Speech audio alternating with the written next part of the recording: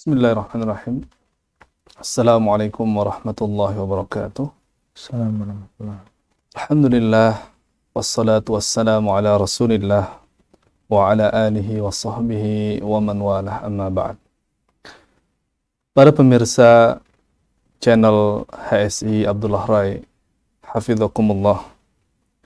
Alhamdulillah, pada malam hari ini kita dapat berjumpa kembali dalam program HSI Interaktif.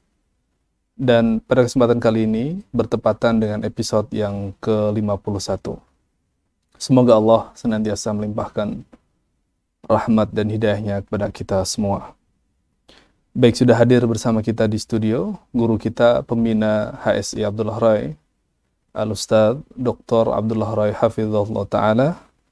Kita sapa beliau. Assalamualaikum Ustaz. Assalamualaikum warahmatullahi wabarakatuh.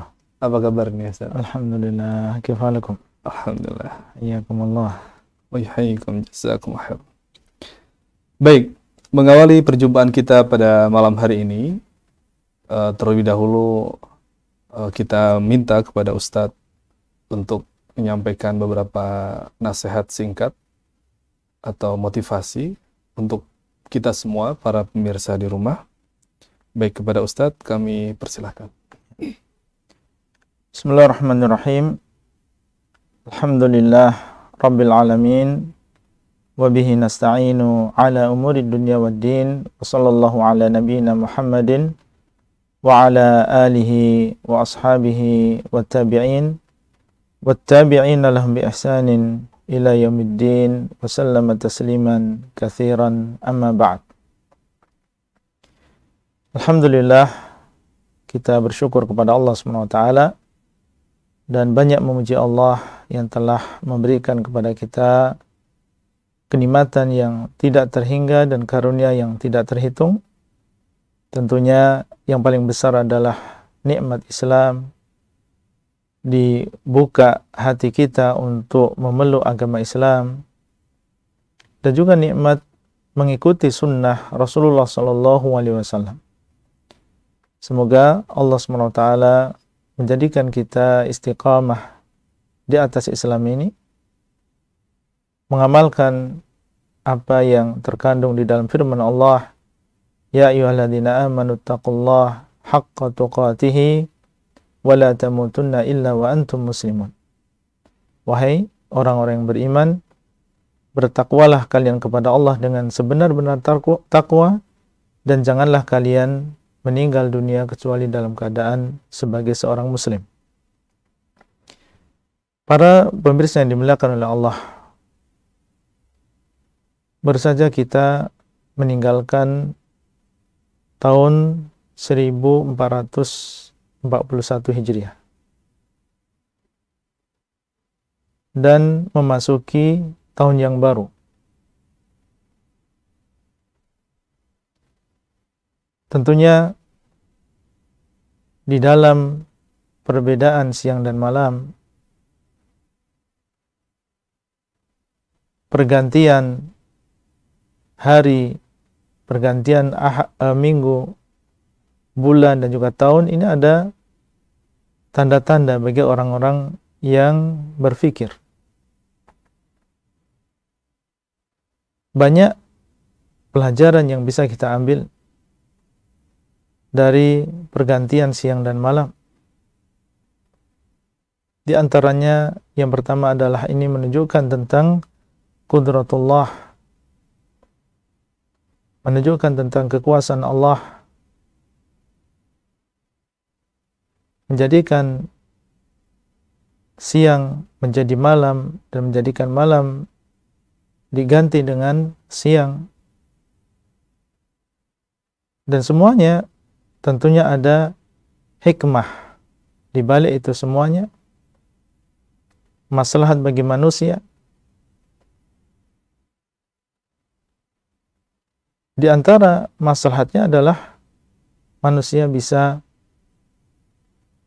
menentukan waktu ketika ada perbedaan antara malam dan juga siang. Manusia bisa saling bersepakat untuk melakukan sesuatu di waktu tertentu, tanggal sekian dan tanggal sekian, kapan mulai belajar, kapan mulai libur, kapan bekerja. Dari mana kita bisa melakukan itu semua dengan adanya perbedaan dan pergantian siang dan juga malam. Bayangkan seandainya terus siang, bagaimana kita bisa menentukan? Bagaimana seandainya waktu ini malam terus? Bagaimana kita bisa menentukan di sana waktu-waktu tersebut? Ini adalah maslahat, di dalamnya ada hikmah. Demikian pula para ikhwah dan juga para akhwat sekalian, di antara hikmah yang bisa kita ambil adalah bahwasanya dunia ini hanyalah sementara yang akan kita tinggalkan, dan kita terus berjalan menuju Allah SWT. Usia kita terus bertambah, berarti waktu dan bagian kita di dunia ini semakin berkurang.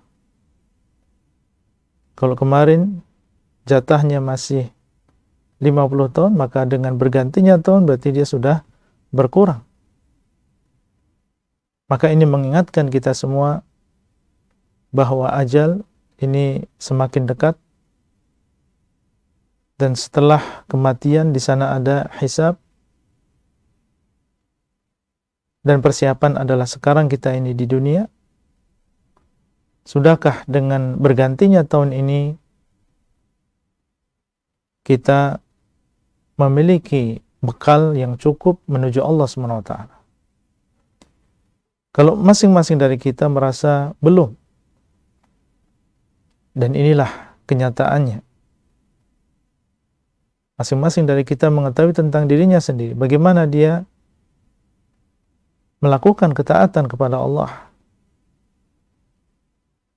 Masing-masing dari kita mengetahui tentang banyaknya kemaksiatan dan kekurangan yang dia miliki. Sebagian salaf, dan kita tahu bagaimana kedudukan mereka, ibadah mereka, ketakwaan mereka. Banyak di antara mereka yang mengeluarkan pernyataan yang menunjukkan bahwa bekal yang mereka siapkan untuk menuju akhiratnya adalah sangat sedikit. Dan demikianlah seharusnya seorang yang beriman. Kalau kita memang merasa bekal kita ini sudah sedikit, sementara pertemuan kita dengan Allah ini semakin mendekat, maka hendaklah kita segera memperbaiki diri. Diawali dengan bertobat tentunya kepada Allah dari seluruh dosa yang telah berlalu, baik yang berkaitan dengan hak Allah maupun yang berkaitan dengan hak makhluk. Marilah kita isi tahun yang sudah berganti ini dan hari-hari ke depan dengan perkara-perkara yang lebih baik daripada sebelumnya. Kita penuhi lembaran-lembaran amalan kita dengan ketaatan kepada Allah, dan kita bersihkan lembaran-lembaran yang sudah ternoda dengan dosa dan juga maksiat dengan cara kita bertobat dan memperbanyak istighfar kepada Allah. Kalau kita memperbaiki apa yang akan kita hadapi di masa yang akan datang, maka Allah SWT akan mengampuni dosa yang kita lakukan di masa yang lalu. Tapi kalau kita tidak memperbaiki diri dan masih kita terus melakukan berbagai kemaksiatan dan dosa kepada Allah SWT dan tidak mau bertobat kepada Allah, maka seseorang disiksa dan diadab dengan sebab dosa yang telah lalu dan yang dia lakukan sekarang. Semoga Allah SWT memberikan taufik kepada kita semuanya dan juga anak-anak kita dan keluarga kita, dan mengumpulkan kita semuanya di dalam surganya Allah Azza wa Jal. Demikian yang bisa kita sampaikan di awal pertemuan ini. Nah, barakallahu fiik. Baik pemirsa, demikianlah nasihat dan peringatan untuk kita semua dari Ustadz yang telah disampaikan pada pembukaan acara pada malam hari ini. Semoga apa yang disampaikan menjadi pelajaran bagi kita semua dan menjadi ilmu yang bermanfaat. Kemudian kita bisa memperbaiki keadaan kita masing-masing. Dan selanjutnya kita masuki sesi interaktif. Kami persilahkan kepada para pemirsa di rumah apabila ingin bertanya secara langsung kepada Ustadz berkaitan dengan materi atau pembahasan yang disampaikan dalam program HSI, baik program HSI reguler, mulazamah, mahazi, ataupun program-program HSI yang lain, silahkan menghubungi line interaktif kami yang tertera pada layar, dan bisa juga dengan mengirimkan pertanyaannya melalui WhatsApp ke nomor yang sama. Baik, sudah ada beberapa pertanyaan yang masuk, Ustaz. Dari ARN 212, ini peserta angkatan yang terbaru, Ustaz. Ya.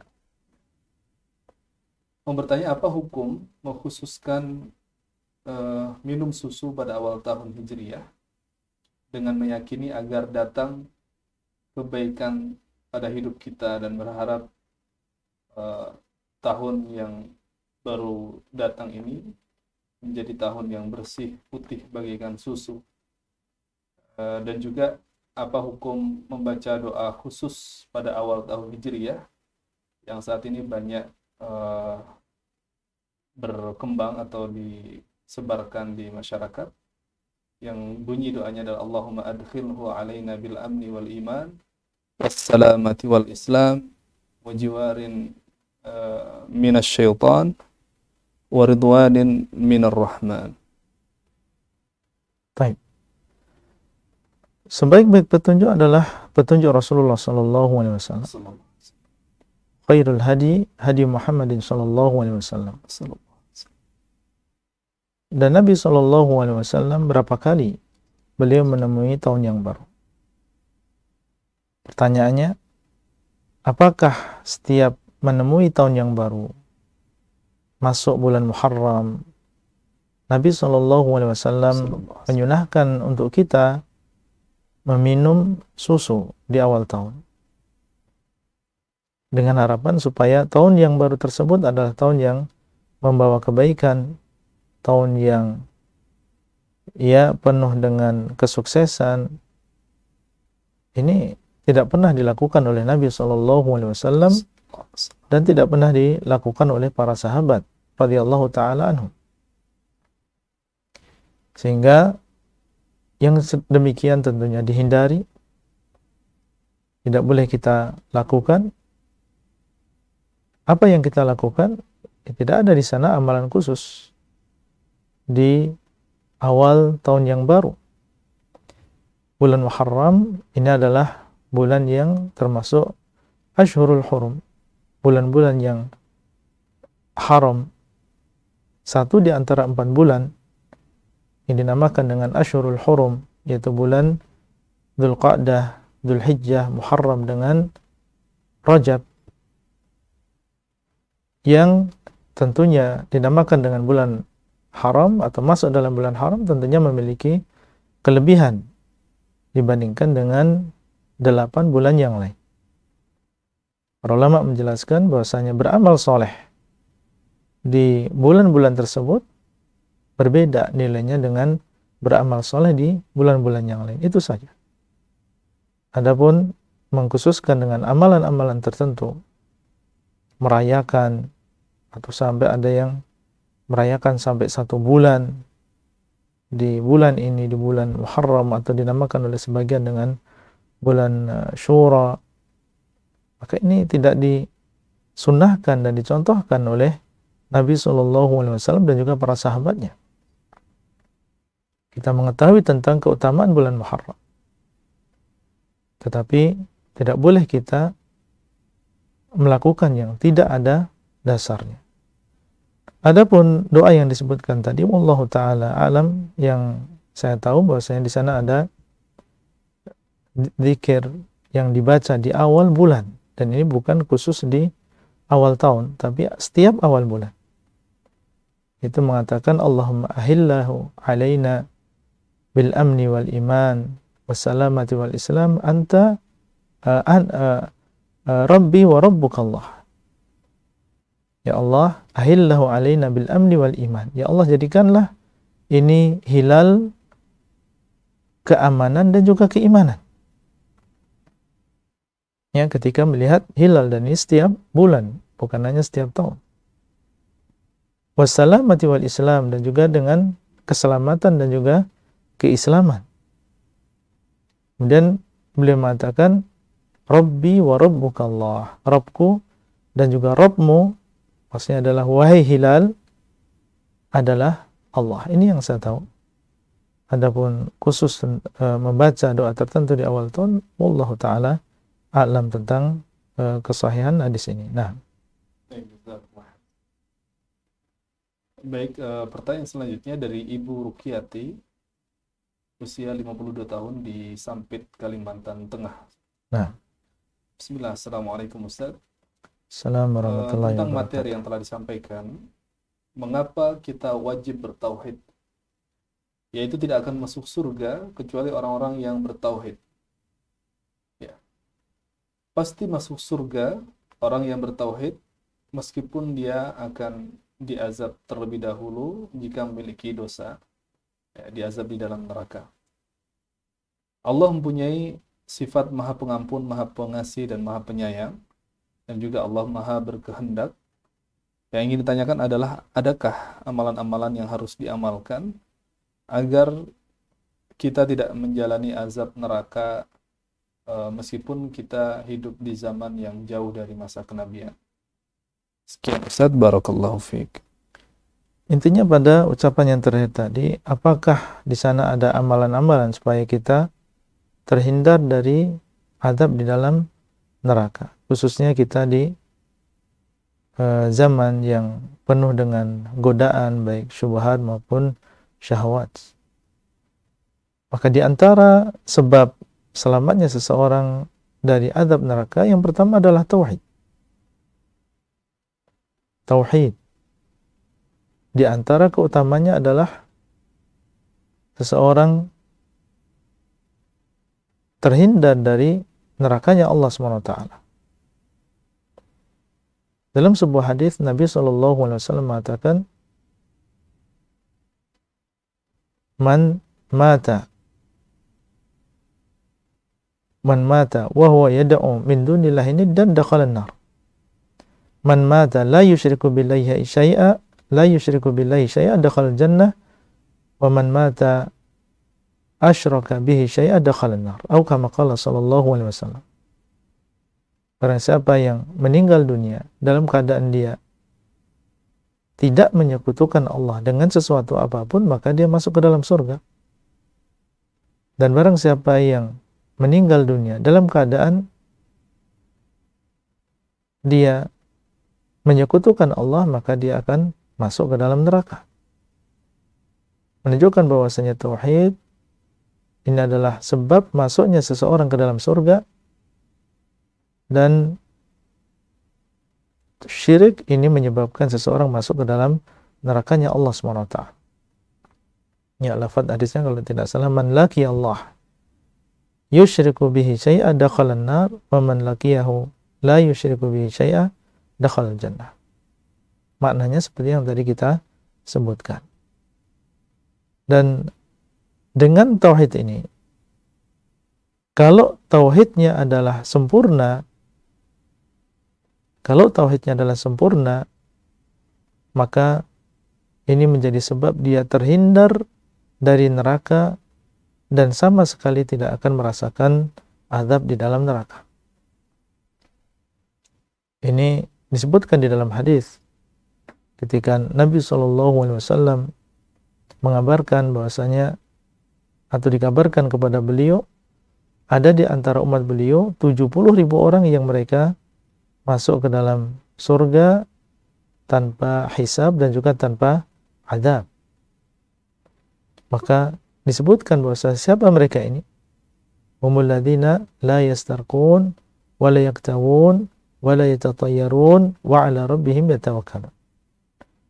Mereka ini adalah orang-orang yang tidak meminta diruqyah dan tidak meminta orang lain untuk diobati dengan kai, yaitu besi panas. Dan mereka tidak melakukan tatayyur.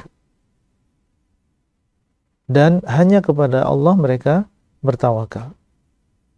Para ulama menjelaskan, intinya mereka ini adalah orang yang sempurna tauhidnya. Sehingga Allah SWT membalas mereka, dimasukkan ke dalam surga tanpa hisab dan juga tanpa azab.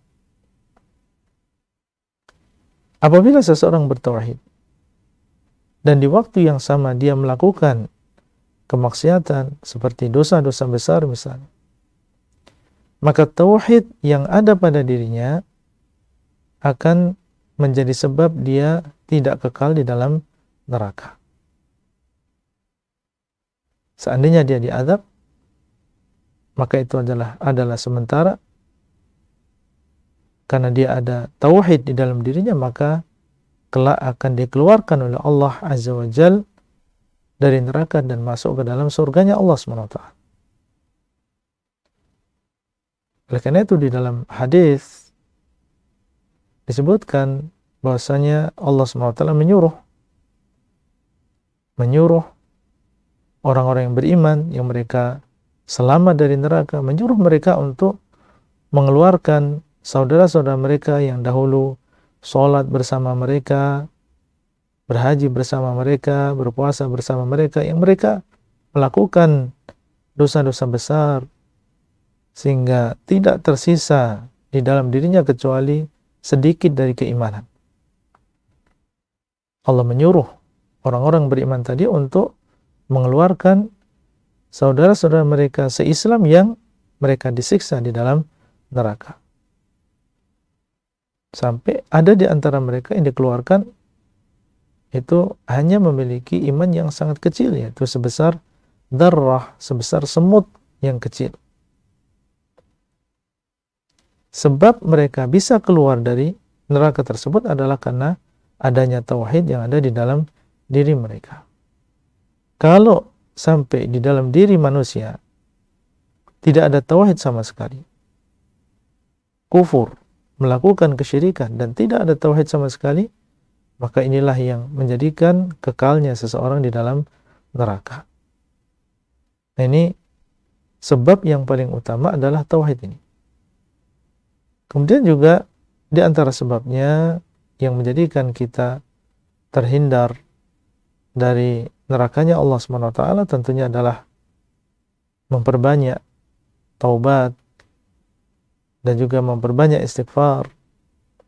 Dan Allah SWT mengatakan, ya ayyuhalladzina amanu tubu ilallahi taubatan nasuha asa rabbukum ayyukaffira ankum sayyiatikum wa yudkhilakum jannatin tajri min tahtihal anhar. Wahai orang-orang yang beriman, bertaubatlah kalian kepada Allah dengan taubat yang sesungguhnya. Semoga Allah SWT mengampuni dosa-dosa kalian dan memasukkan kalian ke dalam surga. Dan disebutkan dalam hadis bahwasanya as-sadaqah tudfi'ul khati'ah. Yang namanya sedekah itu bisa memadamkan kesalahan. Dengan sedekah Allah SWT mengampuni dosa seseorang. Dan dalam hadis yang lain Nabi SAW mengatakan, ittaqun nar walau bisyikki tamrah. Adalah kalian berhati-hati dari neraka meskipun dengan separuh dari kurma. Ini adalah dorongan dari Nabi SAW supaya kita ini bersedekah, dan dengan sebab sedekah ini kita bisa terhindar, terjauhkan dari azab Allah Azza wa Jalla. Wallahu ta'ala a'lam. Nah. Baik, pertanyaan selanjutnya dari hamba Allah. Afwan Ustaz, mohon penjelasan dari perkataan Syekh Saleh Al-Utsaimin rahimahullah ta'ala, hafidna qalilan wa qara'na katsira fantafa'na bima hafidna aktsara min intifa'ina bima qara'na. Jazakallahu khairan. Nah, beliau mengatakan kita menghafal sedikit dan membaca dalam jumlah yang banyak. Kita menghafal sedikit, menghafal matan, menghafal hadis. Iya. Wa qara'na katsiran. Dan yang kita baca ini banyak. Artinya dari satu buku, misalnya 500 halaman, kita membaca 500 halaman, tapi yang kita hafal, yang ada dalam buku tersebut adalah bagian yang sangat kecil dari 500 halaman. Kemudian beliau mengatakan, maka kami pun mengambil manfaat, yaitu setelahnya. Setelah kami berlalu waktu, setelah kami tua, setelah kami sudah lama dalam menuntut ilmu, terkadang menghafal, terkadang membaca, terkadang mendengar, mana yang paling banyak kami ambil manfaatnya setelah waktu yang sangat lama tadi, maka kami pun mengambil manfaat dari apa yang kami hafal lebih banyak daripada apa yang kami baca. Apa yang kami hafal berupa ayat-ayat Al-Quran, hadis-hadis Nabi SAW. Mungkin seseorang menghafal Arba'in Nawawi, 42 hadis saja. Tapi yang dia baca dari hadis-hadis Nabi SAW mungkin ribuan. Tapi yang paling diambil manfaatnya ketika dia mungkin berfatwa, ketika dia memberikan ceramah, ketika dia menjawab pertanyaan dari orang lain, apa yang paling diambil manfaatnya yang dia hafal sebelumnya. Adapun yang hanya sekedar dibaca dan tidak dihafal, maka ini terkadang sulit bagi kita untuk mendatangkan maklumat itu lagi. Yang bisa kita sampaikan yang kita hafal.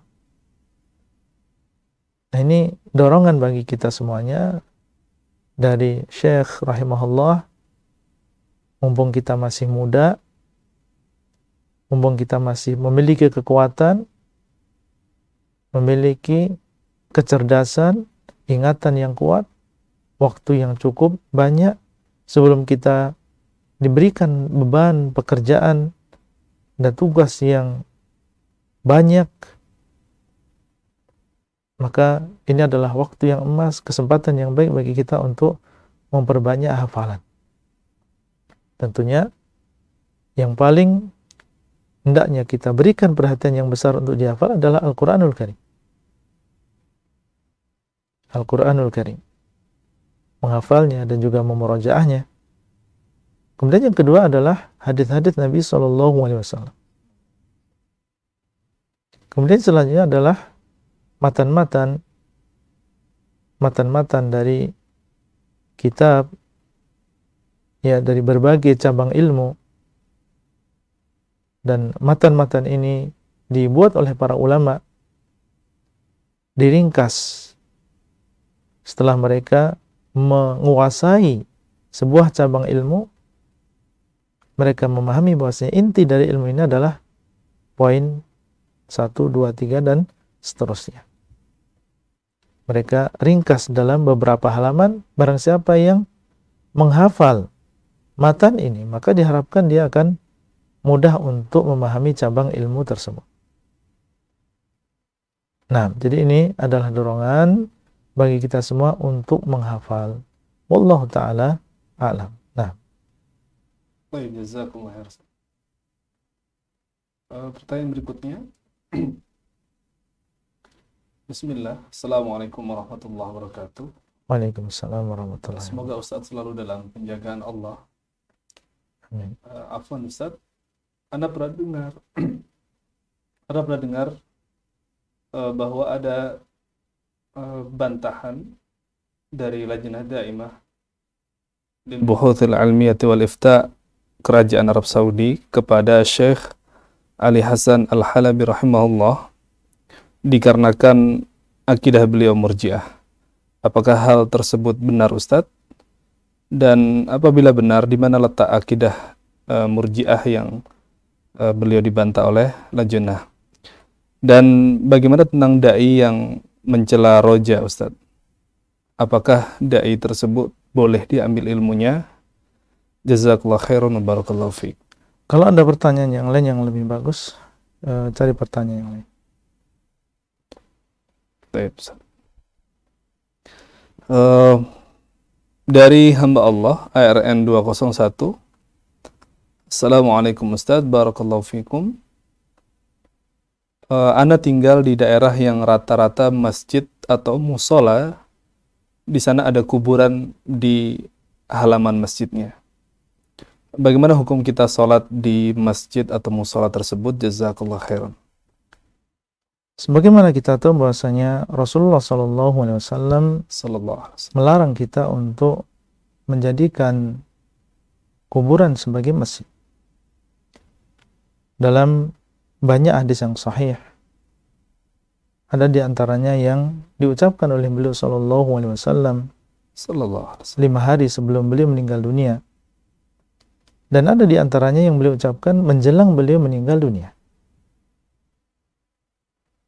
Intinya beliau SAW mengatakan, ala wa inna man kana qablakum kanu yattakhiduna qubur anbiya'in masajid. Ala fala tattakhidul qubur masajid fa inni anhaakum an dzalik. Tahuilah bahwasanya orang-orang sebelum kalian dahulu mereka menjadikan kuburan nabi-nabi mereka sebagai tempat ibadah. Maka janganlah kalian menjadikan kuburan nabi-nabi kalian atau menjadikan kuburan sebagai masjid, karena sebagai tempat ibadah, karena aku melarang yang demikian. Para ulama menjelaskan ini menunjukkan tentang dilarangnya untuk membangun tempat ibadah di atas kuburan. Sama halnya dengan orang yang memasukkan kuburan di dalam masjid. Kita harus pisahkan antara rumah Allah dengan rumah manusia. Rumah manusia yang sudah meninggal dunia. Masjid itu memiliki tempat sendiri dan kuburan memiliki tempat sendiri. Jangan kita campur antara masjid Allah SWT, rumah Allah, dengan kuburan-kuburan manusia. Dan di antara hikmahnya adalah melakukan yang demikian ini bisa menjadi sebab seseorang terjatuh ke dalam ghulu, terjatuh di dalam ghulu, yaitu berlebihan. Biasanya yang dibangun di atasnya masjid ini adalah kuburan orang-orang yang soleh, atau dianggap dia adalah orang yang soleh, dianggap dia adalah wali Allah, yang kalau kita berdoa di samping kuburannya maka ini memiliki kelebihan tersendiri, doanya mustajab dan seterusnya. Maka untuk menghindari itu semuanya, Nabi SAW melarang kita untuk membangun masjid di atas kuburan. Dan memasukkan kuburan di dalam masjid, hukumnya sama. Bagaimana melakukan sholat di dalam tempat tersebut? Asalnya, kalau kita masih bisa mendapatkan masjid atau musola yang di situ bersih, tidak ada kuburan sama sekali, maka tentunya itulah yang diharapkan, meskipun kita agak berjalan sedikit lebih jauh. Ya, yang penting kita bisa sholat dengan tenang di dalam masjid yang bersih dari kuburan. Tapi seandainya seseorang tidak mendapatkan yang demikian, dan masjid yang di situ bersih dari kuburan terlalu jauh, dan kalau kita menuju ke sana ini banyak waktu kita yang akan atau akan habis waktu kita, mungkin menempuh jarak sampai mungkin 1 jam atau 1,5 jam dan seterusnya, maka tidak masalah seseorang sholat di masjid yang di situ ada kuburan, dan kita menghindari jangan sampai kita menghadap ke kuburan tersebut dan sholat kita sah. Wallahu ta'ala a'lam. Nah, Baik, jazakallah khairan. Berikutnya pertanyaan dari saudara Muslih di Lamongan. Assalamualaikum. Afwan Ustadz, izin bertanya. Semoga Allah Jalla Jalaluh menjaga Ustadz dan melimpahkan keberkahan kepada Ustadz. Allah Jalla Jalaluh mengharamkan neraka. Ini pertanyaannya. Allah Jalla Jalaluh mengharamkan neraka bagi orang yang bertauhid. Tapi kenapa ada Muslim yang terkena azab di neraka, sebagaimana penjelasan Ustadz di halaqah yang kedua? Mohon dijelaskan Ustadz, dan apa yang harus kita lakukan agar kita sama sekali tidak terkena azab dan langsung masuk ke dalam surga. ya. Makna pengharaman di sini ada dua macam. Diharamkan untuk masuk ke dalam neraka ada dua macam. Yang pertama adalah diharamkan sama sekali. Dan ini adalah bagi orang yang sempurna tauhidnya, sebagaimana yang tadi kita jelaskan. Dan makna yang kedua adalah diharamkan kekal di dalam neraka. Dan ini bagi orang yang bertauhid, kemudian dia melakukan dosa besar misalnya, dan Allah SWT menghendaki untuk mengadabnya, maka dia masuk di dalam hadis ini, yaitu diharamkan oleh Allah SWT kekal disiksa di dalam neraka. Diharamkan untuk kekal di dalam neraka. Artinya suatu saat dia akan dikeluarkan oleh Allah Azza wa Jalla. Adapun pertanyaan kedua tentang sebab-sebab selamat dari neraka, tadi sudah kita sampaikan. Nah, Jazakumullah khairan. Bismillah, ahsanallahu ilaikum. Ustadz, bagaimana hukumnya mensolatkan mayit di tempat pemakaman dalam keadaan mayit sudah dikubur? Karena Ana pernah mendengar ada larangan solat di atas kuburan. Barakallahu fikum. Nabi SAW mengatakan, La tusallu ilal kubur. Janganlah kalian solat menghadap kuburan. Ini maksudnya adalah melakukan solat yang di situ ada ruku, ada sujud. Ya, kemudian dia menghadap kuburan, maka ini tidak boleh. Demikian pula Nabi SAW ya, mengabarkan bahwasanya yang namanya kuburan ini bukan tempat untuk membaca Al-Quran. Beliau SAW mengatakan, La taja'alu buyutakum maqabir.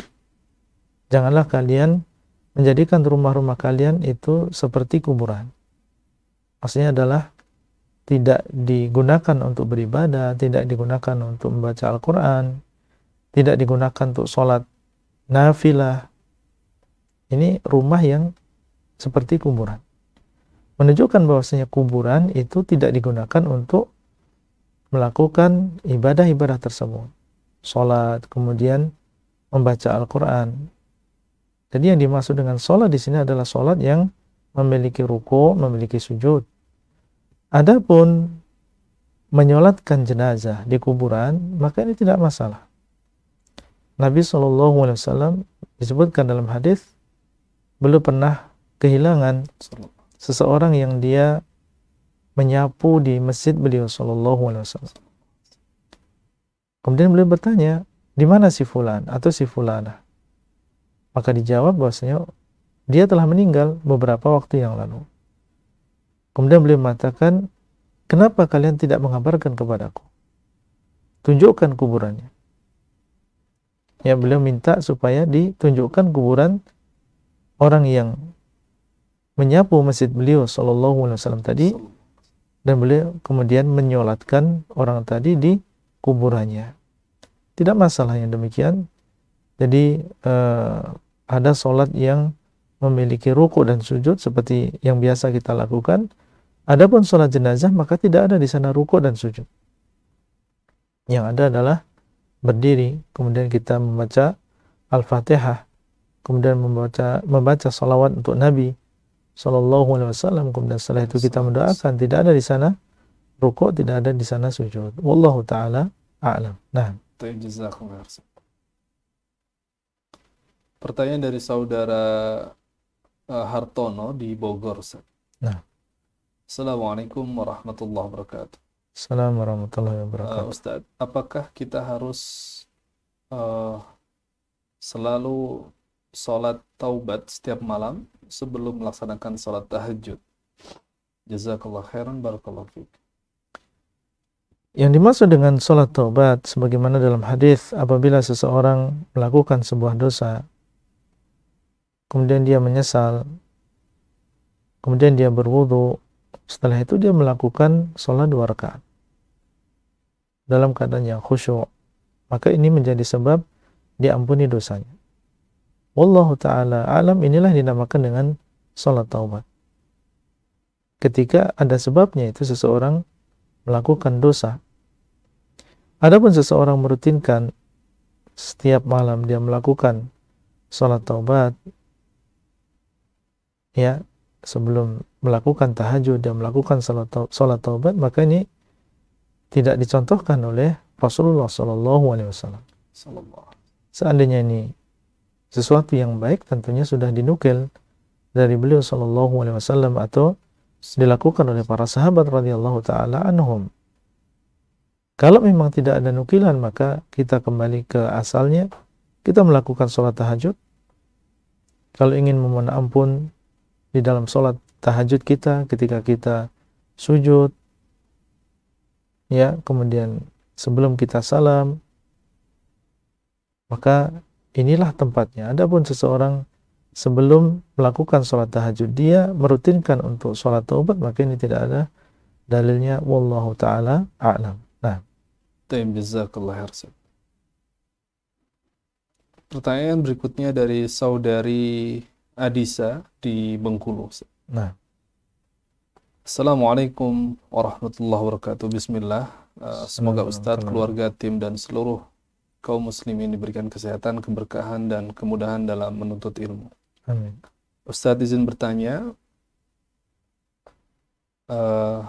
agak keluar dari tema. Bagaimana menurut Ustadz jika ada seorang ikhwan yang sudah hafidh 30 juz ingin mengajak ta'aruf dengan ana, namun tidak satu manhaj dengan kita. Sementara ikhwan yang satu manhaj sulit ditemukan. Tidak ada yang datang untuk melamar dan sebagainya. Dan kebetulan keluarga saya juga belum mengenal konsep atau manhaj dalam beragama yang benar, Ustaz. Jazakallah khairan, barakallahu fikum. Nabi SAW mengatakan, "Idza ja'akum man tardawna dinahu wa khuluqah fazawiju." Apabila datang kepada kalian orang yang kalian ridhai agamanya dan juga akhlaknya, maka hendaklah kalian nikahkan dia. Ada 2 ukuran yang dengannya seorang wanita memilih pasangannya, suaminya, yaitu baik dari sisi agama, kemudian yang kedua adalah baik dari sisi akhlaknya. Seseorang yang belum mengenal akidah yang benar, akidah salaf, maka di sini ada kekurangan di dalam masalah agamanya. Ini adalah bagian dari din. Ketika seseorang masih dia bergelimang dengan kebid'ahan, memiliki akidah-akidah yang menyimpang, berarti di sini ada kekurangan di dalam masalah agama. Meskipun dia hafal 30 juz, meskipun dia memiliki akhlak yang baik, tapi kalau dia tidak mengenal akidah yang benar, manhaj yang sahih, maka ini menjadi sebab bolehnya seorang wali untuk menolak lamaran tadi. Kalau memang dia melihat di situ ada penyimpangan di dalam akidahnya, di dalam manhaj. Demikian pula sebaliknya, seandainya seseorang yang datang itu adalah bermanhaj salaf, berakidah sahihah, tapi didengar bahwasanya dia memiliki akhlak yang tidak baik, ya, berbohong, mengadu domba, durhaka kepada kedua orang tua dan seterusnya, maka bisa menjadi sebab dia ditolak lamarannya meskipun dia memiliki manhaj yang bagus. Baik, bagaimana dengan sebuah keadaan di mana di sebuah tempat sulit sekali untuk mencari ikhwah yang mereka di atas manhaj salaf. Sementara keadaan kita adalah seorang wanita yang lemah, yang sangat terbatas, ya, keadaan kita, dan tidak mungkin kita bebas keluar dari rumah kita, dan di situ belum ada kajian. Lalu apa yang harus dia lakukan? Allah SWT mengatakan, la yukallifullahu nafsan illa usaha. Tidaklah Allah SWT membebani sebuah jiwa kecuali sesuai dengan kemampuannya. Dan Allah mengatakan, fattaqullaha mastata'tum. Hendaklah kalian bertakwa kepada Allah sesuai dengan kemampuan kalian. Kalau memang kita tidak mampu untuk melaksanakan hadis tadi, maka ya kita bertakwa kepada Allah sesuai dengan kemampuan kita. Tidak ada jalan keluar yang lain, maka silakan kita menikah dengan laki-laki tersebut. Dia adalah seorang muslim yang Masya Allah dia memiliki hafalan 30 juz. Meskipun sekarang dia mungkin belum mengenal manhaj, tapi semoga menikahnya beliau dengan akhwat tadi yang sudah mengenal manhaj tadi, ini menjadi sebab beliau mendapatkan hidayah. Semoga hafalan Quran yang ada pada diri beliau ini menjadi wasilah, menjadi sebab kita mudah untuk mendakwai beliau. Betapa banyak ayat Quran yang mendorong, memerintahkan kita untuk kembali kepada sunnah, yang menyuruh kita untuk taat kepada Allah dan juga Rasulnya. Seorang wanita yang sudah kenal sunnah bisa membacakan ayat-ayat tadi kepada suaminya. Bukankah Allah SWT mengatakan misalnya, wa ati'ullaha wa ati'ur rasul wa in tuti'uhu tahtadu ya ayyuhalladzina amanu ati'ullaha wa ati'ur rasul wa ulil amri minkum, dan ayat-ayat yang semakna yang menunjukkan tentang kewajiban untuk mengikuti sunnah Nabi SAW, kewajiban untuk mengikuti jejak para sahabat radhiyallahu ta'ala anhum. Nah, ini kita perlu husnudzon kepada Allah. Dan banyak laki-laki yang sebelumnya dia belum mendapatkan hidayah, Allah SWT memberikan hidayah kepada suami tersebut, memberikan hidayah kepada laki-laki tersebut dengan sebab usaha seorang istri yang salihah. Berjuang kita dengan gigih, berdoa, mendekati, mendakwai dengan hikmah. Semoga usaha yang kita lakukan tadi sebagai seorang istri sekaligus sebagai seorang da'iyah ini menjadi sebab suaminya mendapatkan hidayah. Wallahu ta'ala a'lam. Nah, Taib, jazakallahu khairan. Baik, kami persilahkan pada panggilan yang telah terhubung bersama kami. Ya, halo, assalamualaikum. Iya, dengan siapa di mana Ibu? Dengan Umur Rehan dari Jakarta. ya, silakan. Ustadz, mohon penjelasannya, Ustadz. Ketika takdir manusia itu telah ditetapkan 50.000 tahun sebelum manusia diciptakan, kemudian Anda pernah mendengar penjelasan Ustadz bahwa kehendak manusia itu di bawah kehendak Allah. Apa Anda salah memahami atau gimana? Tapi ada sifat Allah yang berkehendak, kemudian ada manusia yang berkehendak juga. Dan jika dikaitkan dengan takdir, Ustaz, ketika misalkan seorang manusia dia maksudnya di bawah kehendaknya dia, di bawah kehendak Allah, apa? Bagaimana mengkaitkan ini dengan takdir, Ustaz? Karena agak susah untuk menyampaikan pertanyaannya gitu, tapi kurang lebih kaitannya bagaimana, Ustaz? Dan apakah ada contoh, Ustaz, katakanlah di zaman Rasulullah, mungkin dia adalah pengikut Rasulullah, tapi kemudian ketika Rasulullah telah meninggal, akhirnya dia lari gitu, maksudnya dia tidak mengikuti Rasulullah lagi. Apakah ada contoh seperti itu, Ustaz? Ya. Demikian, Ustaz. Jazakallahu khairan. Barakallahu fiik.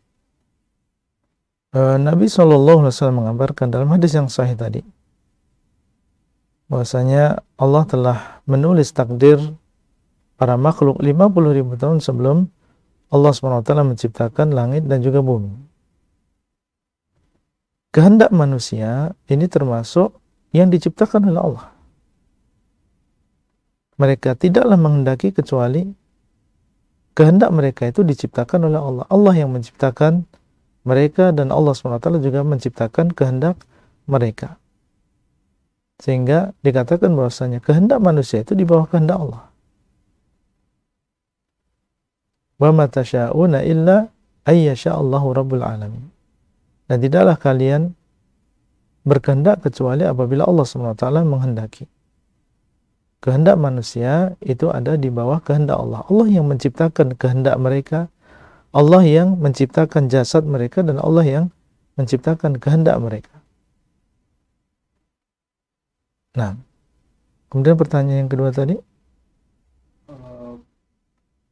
kaitan antara takdir sudah diciptakan sejak 60 tahun sebelum langit diciptakan, ya, dengan kemudian manusia memiliki kehendak dan Allah juga memiliki kehendak, itu mereka yang penanya ini sulit mengaitkan keduanya itu. Seperti yang tadi kita sampaikan. Tadi sepertinya yang kedua ada pertanyaan tadi. Apakah ada contohnya di zaman Rasulullah? Oh iya, di zaman Nabi SAW, apakah ada contohnya dia beriman kepada Nabi SAW semasa hidup beliau, kemudian murtad sepeninggal beliau SAW. Ketika Nabi SAW meninggal dunia, maka Abu Bakar As-Siddiq radhiyallahu ta'ala anhu yang menjadi khalifah selama 2 tahun, terjadi kejadian-kejadian besar di zaman beliau. Termasuk di antaranya adalah murtadnya sebagian orang. Dan jumlahnya tidak sedikit. Mereka ini adalah kabilah-kabilah. Ya, dan sistem kabilah ini kan mereka mengikuti pemimpinnya. Kalau pemimpinnya murtad, ikut murtad semuanya. Ya. Dan Abu Bakar As-Siddiq radhiyallahu ta'ala anhu, beliau dan juga para sahabat beliau memerangi orang-orang tersebut. Mengirim Khalid bin Walid, mengirim ya Amr bin As, dan juga beberapa sahabat yang lain, dikirim ke kabilah-kabilah yang mereka murtad, yang dulunya mereka beriman kepada Nabi SAW. Kemudian setelah meninggalnya Nabi SAW, mereka murtad. Ada di antara mereka yang mau kembali kepada agama Islam, dan ada di antara mereka yang tetap di atas kekufurannya. Nah, jazakumullah khairan. Pertanyaan berikutnya dari hamba Allah. Assalamualaikum Ustadz, semoga Allah menjaga Ustadz dan seluruh tim HSI. Ana sering mendengar suara burung yang berdasarkan mitos di masyarakat. Suara burung tersebut adalah pertanda akan ada seseorang yang meninggal. Ana berusaha membantah keyakinan tersebut, tidak meyakininya. Namun setelah Ana teliti lebih lanjut, ternyata benar. Tidak lama setelah itu ada orang yang meninggal. Apakah ini merupakan talbisul iblis, Ustadz? Karena seperti bukan kebetulan semata dan bagaimana agar kita bisa membentengi diri kita agar tidak terkena pemikiran-pemikiran yang khurafat seperti ini, Ustaz. Jazakallah khairan. Ya. Abdullah bin Mas'ud, beliau mengatakan setelah sabda Nabi SAW, at-tiyaratu syirkun, at-tiyaratu syirkun, at-tiyaratu syirkun. Tiarah ini adalah kesyirikan. Apa yang antum sebutkan tadi itu adalah contoh tiarah. Seseorang mendengar sesuatu atau melihat sesuatu dan meyakini bahwasanya itu merupakan alamat kesialan, tanda kesialan. Adanya orang yang meninggal dunia, adanya orang yang celaka. Dan beliau SAW menyebutkan 3 kali, menunjukkan tentang hukum haramnya tiarah ini, keyakinan meyakini sesuatu itu adalah sebagai sebab kesialan. Padahal tidak ada di sana dalil yang menunjukkan itu adalah sebab kesialan. Seperti misalnya tadi contohnya mendengar burung gagak misalnya, kemudian diyakini setelahnya pasti ada orang yang meninggal dunia. Ini dari mana yang demikian? Yang menciptakan burung gagak adalah Allah, yang menciptakan kematian adalah Allah. Apakah Allah SWT menurunkan di dalam Al-Quran atau melalui sunnah Nabi-Nya SAW bahwa kalau burung gagak berkicau atau mengeluarkan suara, maka setelah itu akan ada kematian? Kalau tidak ada, maka jangan meyakini yang demikian. Dan Abdullah bin Mas'ud mengatakan, wa ma minna illa, tidak ada di antara kami kecuali. Maksudnya adalah tidak ada di antara kami kecuali ada perasaan seperti itu. Apa yang menimpa penanya juga menimpa orang lain. Walakinnallaha yudhibuhu bitawakul. Akan tapi Allah menghilangkan itu semuanya dengan bertawakal. Yaitu meyakini bahwasanya tidak mendatangkan kebaikan kecuali Allah dan tidak menolak mudarat kecuali Allah. Jadi kalau datang bisikan tadi, dan itu adalah talbis iblis jelas, maka kita katakan tidak mendatangkan kebaikan kecuali Allah dan tidak menolak mudarat kecuali Allah. Harus ada perlawanan dari diri kita. Jangan kita diam, berserah diri terhadap was-was tadi, kemudian kita ikuti. Ketika ada kejadian, ada orang yang meninggal dunia, maka setan akan datang. No, ya kan? Seperti yang kemarin antum rasakan, antum dengar, ternyata benar-benar ada orang yang meninggal dunia, adalah talbis iblis. Harus kita bedakan antara 2 perkara. Yang pertama, dia meninggal dunia ya setelah adanya kicauan burung, atau yang kedua, dia meninggal dunia dan tanda-tandanya adalah adanya kicauan burung. Ini 2 perkara yang berbeda. Kalau dia meninggal dunia setelah kicauan burung gagak misalnya, maka ini takdir Allah. Bukan berarti bahwasanya meninggalnya dia itu adalah ditandai dengan berkicaunya burung tersebut. Ini adalah takdir Allah. Tidak ada kaitannya dengan kicauan burung. Ya, oleh karena itu, kalau memang kita sudah mengetahui demikian dan datang perasaan itu lagi, kita memohon perlindungan kepada Allah, mengatakan a'udzubillahi minasyaitonirrajim. A'udzubillahi minasyaitonirrajim. Kemudian kita kembali mengingat bahwasanya tidak mendatangkan kebaikan kecuali Allah dan tidak menghilangkan mudarat kecuali Allah Azza wa Jalla. Dan terus kita melakukan apa yang kita inginkan. Jangan kita pikirkan yang berupa was-was tadi. Jangan kita terlarut dengan pemikiran tersebut. Terus kita lakukan apa yang menjadi hajat kita. Nah, Allah Ta'ala a'lam. Jazakallah Ustaz. Waktu sudah menunjukkan pukul 9 malam. Nah. Jazakumullah khairan. Barakallahu fiik. Baik pemirsa, demikianlah rangkaian program dari acara HSI Interaktif pada malam hari ini, dan tibalah saatnya kami mengakhiri perjumpaan pada malam hari ini. Waktu telah menunjukkan tepat pukul 21.00 waktu Indonesia bagian Barat. Kami mohon pamit undur diri. Semoga kita dapat berjumpa kembali dalam program yang sama di waktu yang akan datang. Subhanakallahumma bihamdika asyhadu an la ilaha illa anta astaghfiruka wa atubu ilaik. Wa sallallahu ala nabiyyina Muhammad wa ala alihi wa sahbihi wa sallam.